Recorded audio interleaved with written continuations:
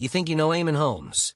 The sharp wit, the Belfast charm, the slightly mischievous grin that has lit up British breakfast television for over 4 decades.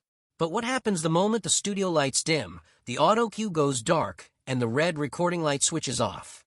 Because the man the nation wakes up to every morning tells one story, and the man behind the curtain, according to those who've worked alongside him, tells quite another.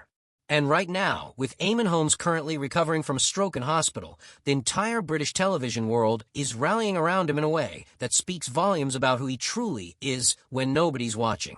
In April 2026, GB News confirmed that Eamonn had been taken ill, and that it had later been confirmed he suffered stroke. A spokesperson for the channel stated that he was responding well to treatment and had asked for privacy as he focused on getting better. The outpouring of warmth that followed was immediate, overwhelming, and deeply telling. Because the messages didn't just come from viewers, they came from every corner of the broadcasting world. And that doesn't happen unless a person has genuinely touched the people around them.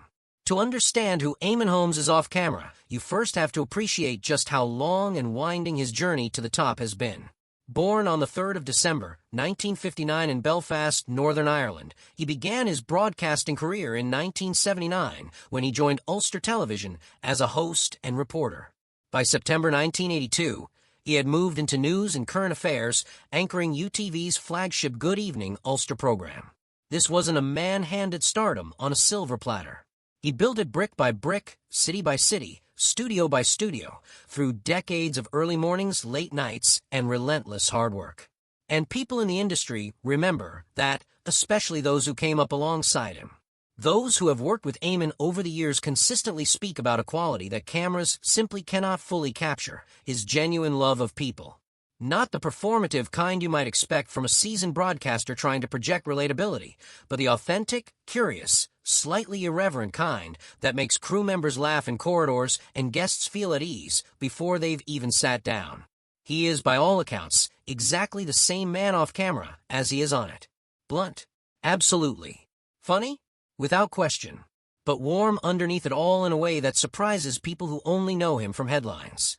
Eamonn has spoken passionately about what drives him, saying that news is what makes him buzz, that there is something about news, especially when it's developing or breaking, that nothing else can beat. That isn't the language of a man clocking in for a paycheck. That is someone who genuinely loves the craft, who arrives at the studio in the early hours of the morning with that same Belfast fire he has carried since his UTV days. Colleagues have observed that the Eamonn behind the scenes is the one who stays after the show to chat with the production team, who remembers personal details about crew members, and who cracks jokes between takes that never quite make it to air but leave the entire studio in stitches.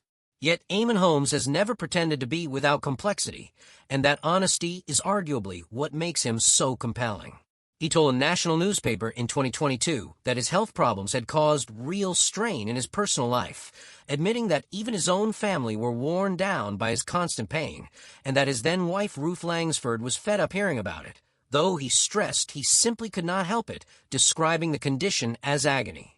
That kind of raw admission, volunteered openly and without vanity, is rare in an industry built on carefully managed images. It speaks to a man who has never been particularly interested in pretending everything is fine when it isn't. His health battles have been significant and prolonged, involving dislodged discs in his back that impacted his sciatic nerve and his mobility, leading to spinal surgery and a hip replacement. And yet through all of it, those around him have described his resolve as remarkable.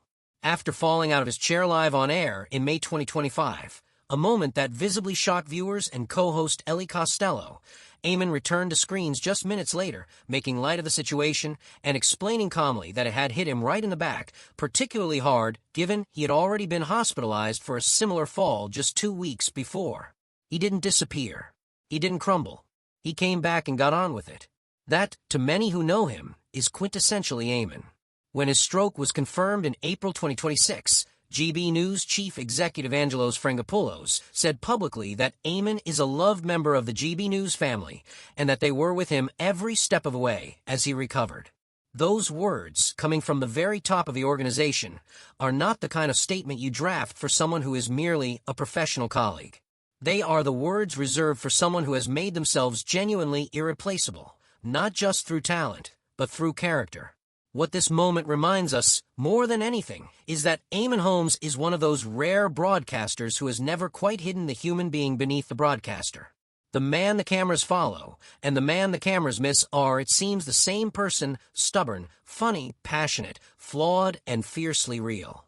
That is why, even now, as he rests and recovers away from the spotlight, an entire nation finds itself pausing its morning routine and quietly wondering how he's doing. We wish Eamonn Holmes a full and swift recovery.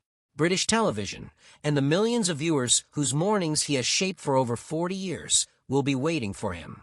If this story reminded you why Eamonn Holmes has always been one of a kind, drop your thoughts in the comments below. We would love to know your favorite Eamonn moment from across the years. If you enjoyed this video, please give it a like and make sure you subscribe so you never miss our latest updates on Good Morning Britain and the world of British breakfast television. We will see you in the next one.